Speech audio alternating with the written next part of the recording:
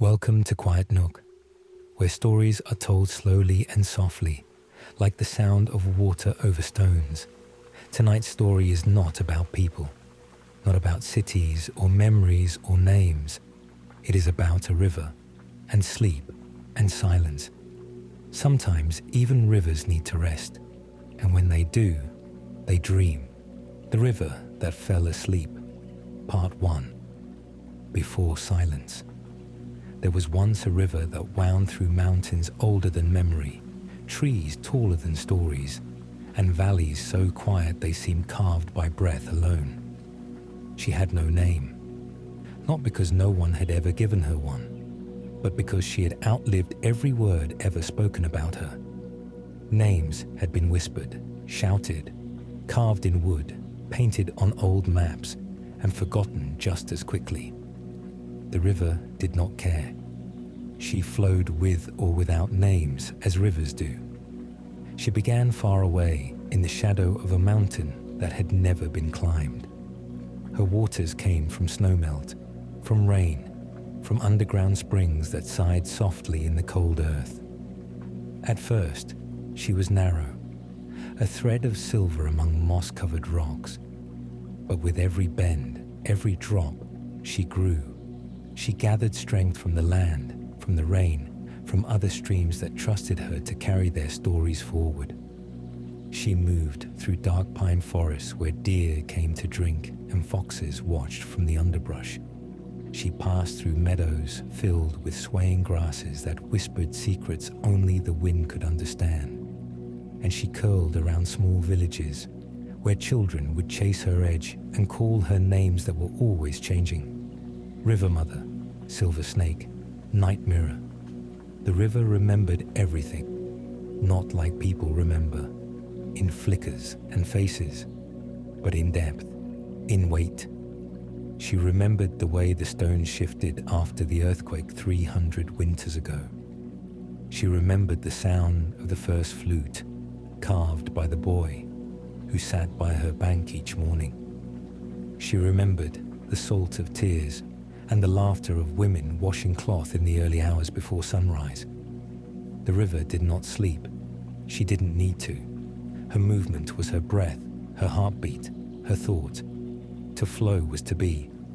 And so she did. Until one day, something changed. It was not sudden, not violent.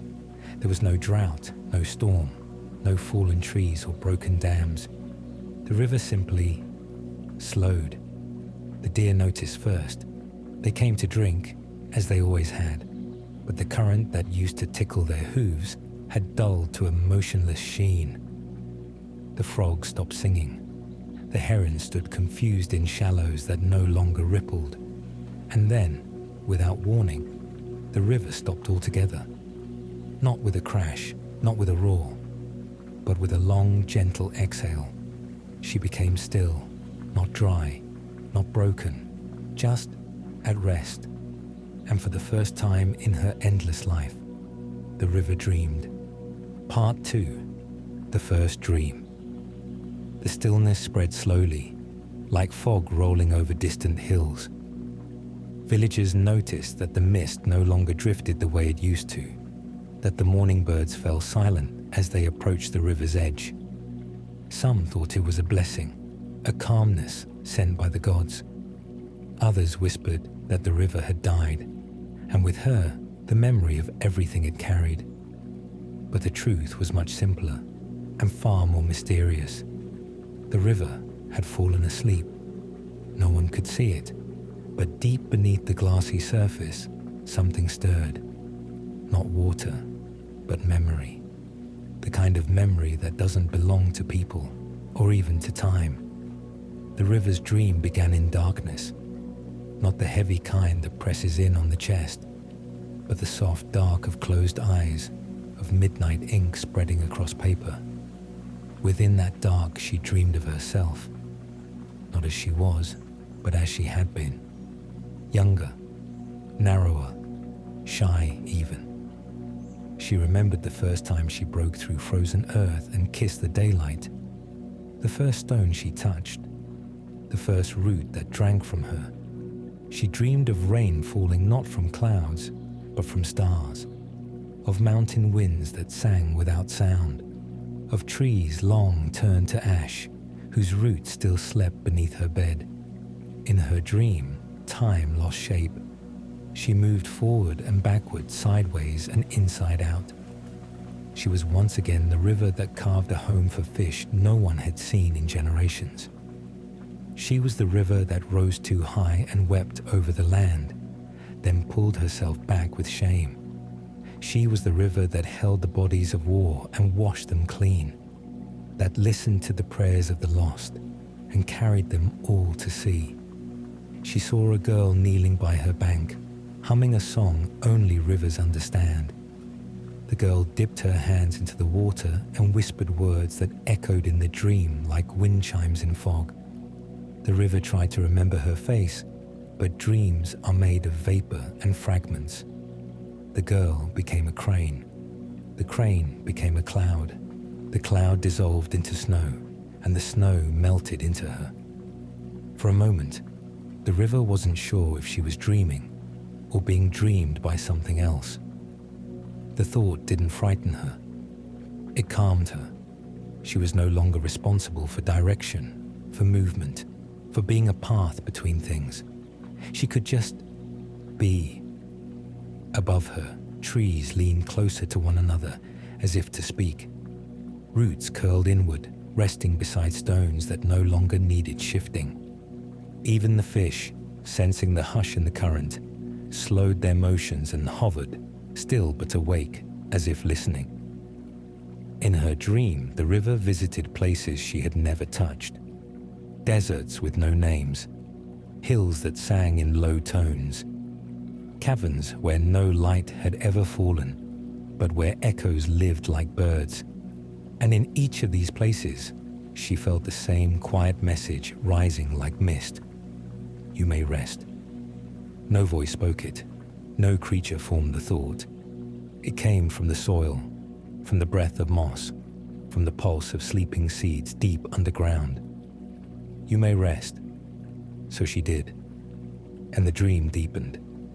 She began to see the future, not as a path, but as ripples from a stone already thrown. She saw forests yet to grow, fires yet to end, children yet to sit by her side and ask her for nothing but the sound of her voice. She saw herself flowing again, not soon, but eventually, and felt no rush. The river dreamed of herself as a mist rising from her own body, lifting gently into the sky, rejoining the clouds. And she saw rain falling from those clouds years later, in a place she did not yet know.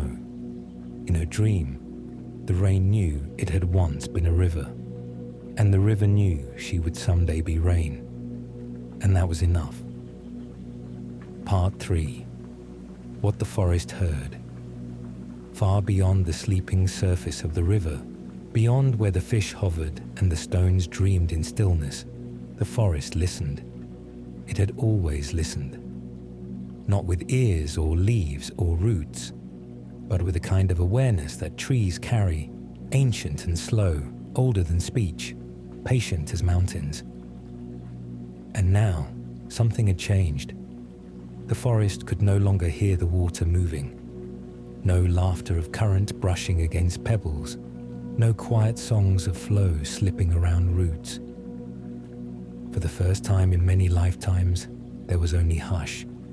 At first, the forest thought it was night, but then the sun rose, and the hush remained. Something else had taken its place. It was not emptiness. It was something more delicate, like the weightless pause between two falling snowflakes, like the breath that waits before a sigh. The forest leaned in.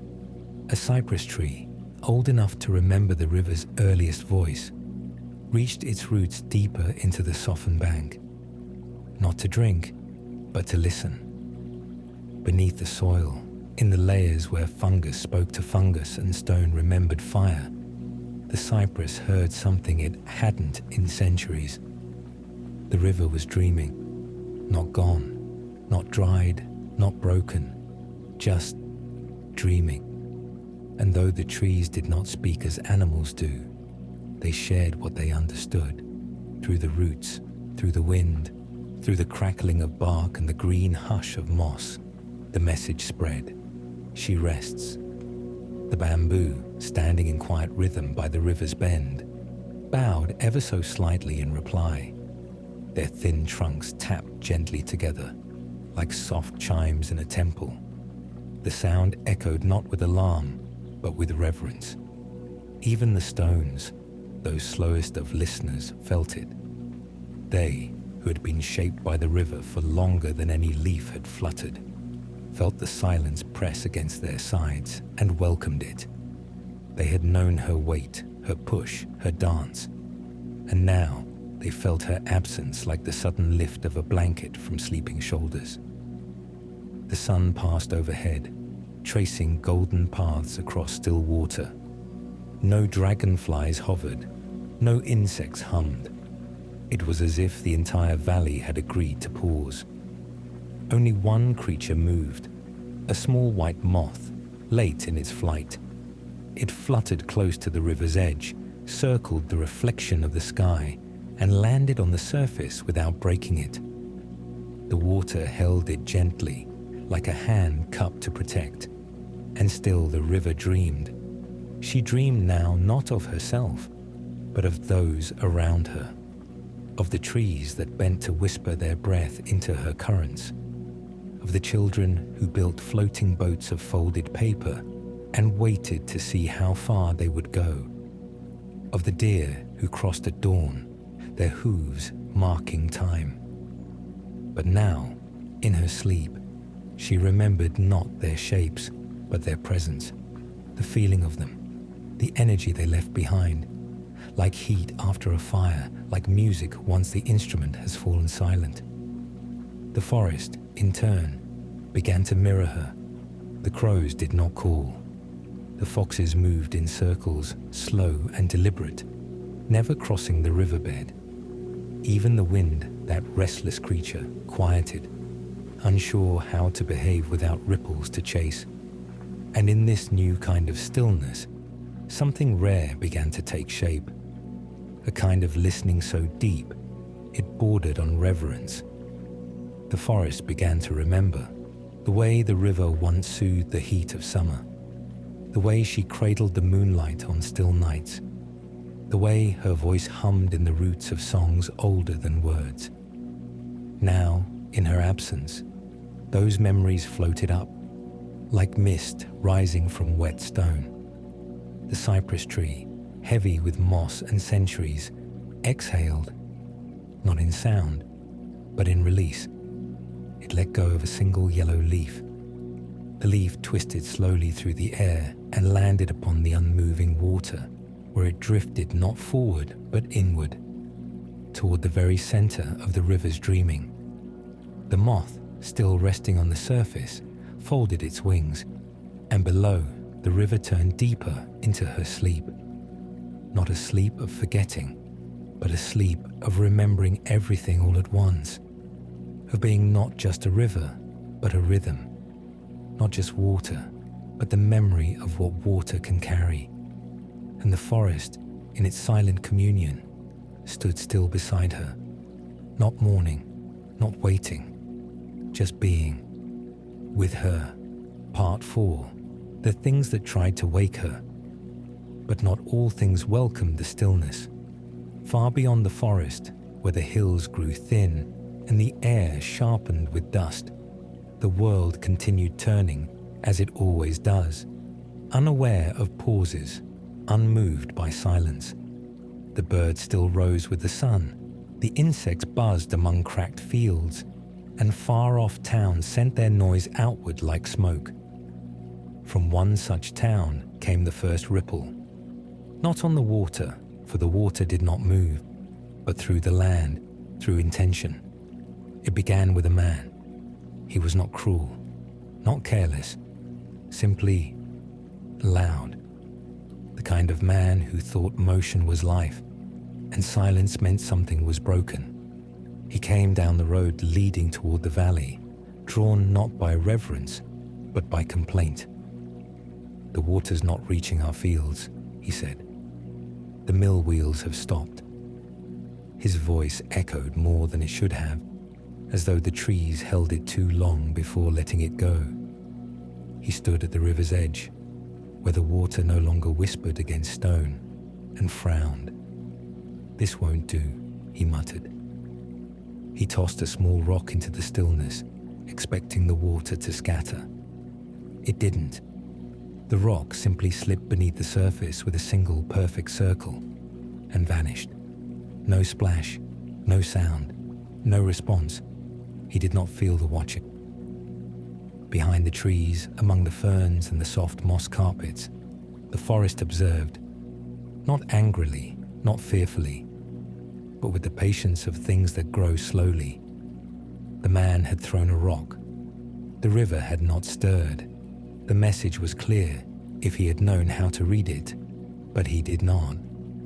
He returned days later, with tools, with noise, with others.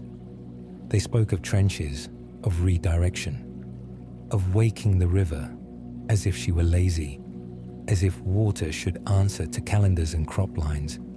They jabbed at her banks with long poles. They struck the bed with iron. They tried to drag the stones away, believing them to be the cause of her stillness.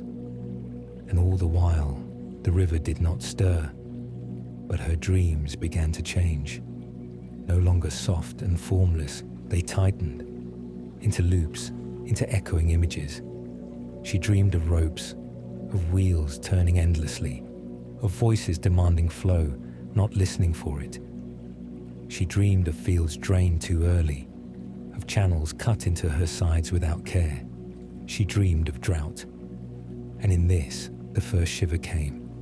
It was not movement, not yet. But somewhere, deep beneath the silt and the bone-colored stones, a thread of coolness recoiled. The cypress felt it. The moth, still perched on the surface, trembled its wings. The leaf, once drifting in quiet, turned gently in place. The forest grew uneasy. More people came, with boots that trampled moss, with words that filled the air too fast. Some brought jars, dipping into the unmoving river, frowning at the taste. Others brought paper, drawing lines of where the water should go, as though she'd forgotten her purpose. They called her dead. The crows returned, called once, then left again. The bamboo creaked with tension, uncertain whether to bend or break. And still, the river did not move.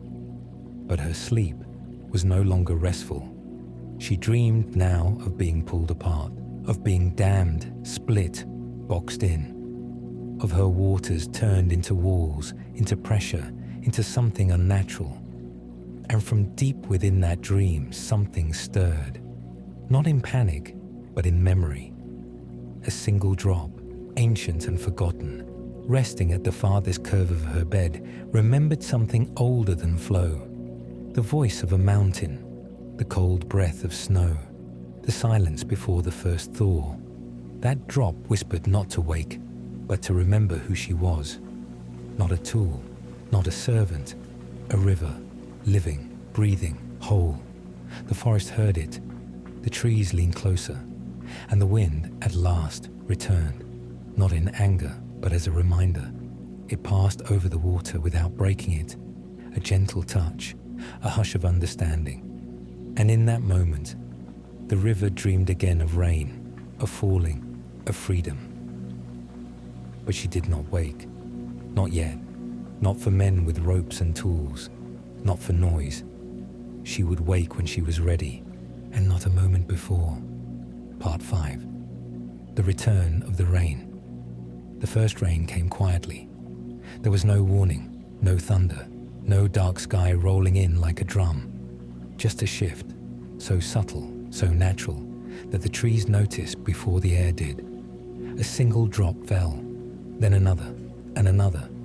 They were not heavy. They didn't strike the earth like fists. They arrived like apologies, like a forgotten promise returning after too many seasons away. The villagers, still muttering by the riverbank with charts and ropes in hand, did not look up at first. Their hands were busy, their minds full of instructions and maps. But the forest looked up. Leaves trembled beneath silver droplets. The moss turned darker, richer, more alive. Stones gathered beads of water like old friends catching tears. And the bamboo, stiff with unease for so many days, loosened. The rain fell, and still, the river did not move. She welcomed the rain. She let it rest upon her surface. She let it trickle into her bed, through the cracks, through the layers of time and sediment and dream. But she did not rise. She did not flow, because the river, even in sleep, had learned a truth. Not all rain brings life. Some rains fall too late. Some fall with expectation. Some fall only to demand something in return. This rain was different. It asked for nothing. It simply fell, softly, gently, constant as breath. And so the river listened. She listened not with water, but with memory. She recalled other rains. The spring that came too soon and brought meltwater with voices of alarm. The monsoon that fed her until she spilled over in sorrow. The distant rain that never touched her skin, but whispered across the hills like a lullaby. And then she remembered the first rain, before there were fields, before there were names, the rain that woke her from stone, the rain that gave her movement. She dreamed of that first rhythm, drop by drop, finding shape, becoming more than herself. And something inside her stirred, not her surface, that remained still, as perfect and unmoving as a mirror held between stars, but deep, where her oldest memories curled like sleeping roots, there was motion. Not enough for the fish to notice, not yet. Not enough to ripple the leaf still floating near the center, but enough for her. Enough to remind her that rest was a choice, that waking could be too. Above, the rain continued. The forest stood in silence, listening to each drop as though it were a story being read aloud. The cypress tree bowed under the new weight, its roots sighing in contentment. The white moth, wings dampened now, crawled up the curve of a rock and tucked itself beneath a curl of moss. And in the village, beyond the trees, the people began to leave. Not because they understood, but because they grew tired of waiting. They packed their ropes, their tools, their anger. They blamed the rain, the land, the river. They said it was useless, broken, cursed. But the river did not hear them. She heard only the rain and herself. Because now, within her sleep, she no longer dreamed as she once did. She no longer drifted. She remembered with clarity. She remembered what it meant to choose. And so, the water beneath the surface began to press gently against the banks. Not to escape, not to rise, but to say, I am still here. Not for the towns, not for the wheels, but for the forest, for the moth, for the stones, for herself. And when the rain finally stopped, and the mist lifted, and the sun pierced the clouds with golden fingers, the river remained still. But now, her stillness was different. It was not sleep.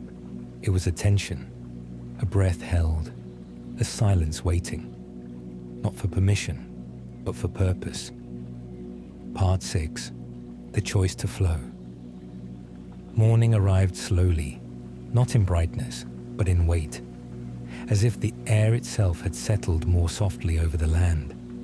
Mist drifted low across the ground, brushing against bark and stone like a forgotten shawl. Birdsong returned, not all at once, but gently, like the opening notes of a lullaby remembered from childhood. The forest, now soaked through with rain, breathed in deeply. The bamboo exhaled, the moss gleamed, and deep beneath it all, beneath the hush and the roots and the stone-etched memories, the river opened her eyes. Not as a creature, not as a woman in a myth, but as a living rhythm. There was no splash, no sudden surge, but something shifted. A tiny streamlet, no wider than a blade of grass, pushed forward through the silt. It did not rush. It inquired, pressing softly against the shape of things, testing, feeling, not reclaiming old paths, but exploring new ones, drawn not by gravity, but by curiosity. The river had not simply awakened. She had chosen to move, to become again, and she did not return to her old route. She turned, slightly, toward the shadowed edge of the forest, where no path had ever been carved. She flowed between two cypress roots that had never known the touch of water. The soil, startled by her arrival, gave way without resistance, sighing softly, and as she moved, the forest shifted with her. Roots adjusted, stone welcomed. The trees leaned not away, but toward her, recognizing her not as a force, but as a friend who had finally returned from a long, necessary sleep. She did not flow with power, not yet. She flowed with listening. Each bend asked a question. Each trickle waited for reply. There was no rush, no urgency, only presence. She passed beneath the sleeping moth, now cocooned in its mossy cradle. She curved past the old leaf, still floating in the center of the mirror pool, now turning slowly with the first true current. And in that movement, the forest knew she had not yielded. She had not surrendered to demand. She had listened, remembered, and now she had decided. And in that decision, she was more alive than ever. The birds sang louder now, not to announce, but to accompany. The sun rose higher, threading through the leaves in soft gold threads, following the river as if afraid to miss her new shape. No villagers saw it. They were gone. They would return one day and find her flowing again, but differently. And they would not understand. They would ask where the channel had gone. They would look at maps and scratch their heads, but the river did not flow for them. She flowed for the unseen roots, for the stones that whispered, for the wind that danced ahead, carving curves before her and for herself, because rivers, like people, are not always what they were.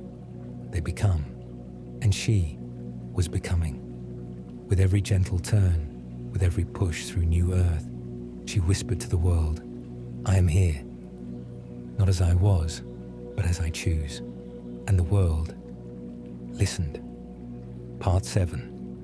When a river sleeps again. Seasons passed like breath. The river, now awake, moved not with haste, but with grace. She learned her new shape like a body stretching after long sleep. Unfamiliar at first, but full of quiet joy.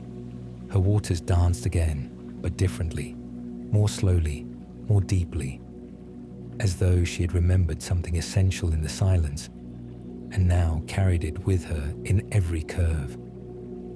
The forest too changed. New moss grew where none had clung before. Stones shifted slightly to allow her through. The bamboo learned to bow with her rhythm instead of against it. And in the hush between birdsong and breeze, the trees often said to one another, "She flows like one who has dreamed." The villagers returned. They found their old channels dry, their wheels still. They frowned, they measured, but they also followed. And when they reached the forest, where the new river wound gentle and silver between roots and light, they paused. Something in them, small, perhaps forgotten, understood. They left no ropes, no poles, only quiet. Sometimes at dusk, a child would come. She would crouch by the new bank and let her fingers drift in the cool water. And the river would hum, not in words, but in warmth, a greeting. She remembered, and in time she slowed again, not stopped, not lost, but restful, because now The river understood something she had never known in all her countless years of flowing, that even rivers may sleep, and when they do not vanish. They become deeper, wiser, whole. So when the mist returned, soft as breath, and the moth curled once more beneath the moss, when the leaf, now pale with age, touched still water once again, the forest did not panic, the trees did not tremble. They knew she would sleep again, because this too was flow.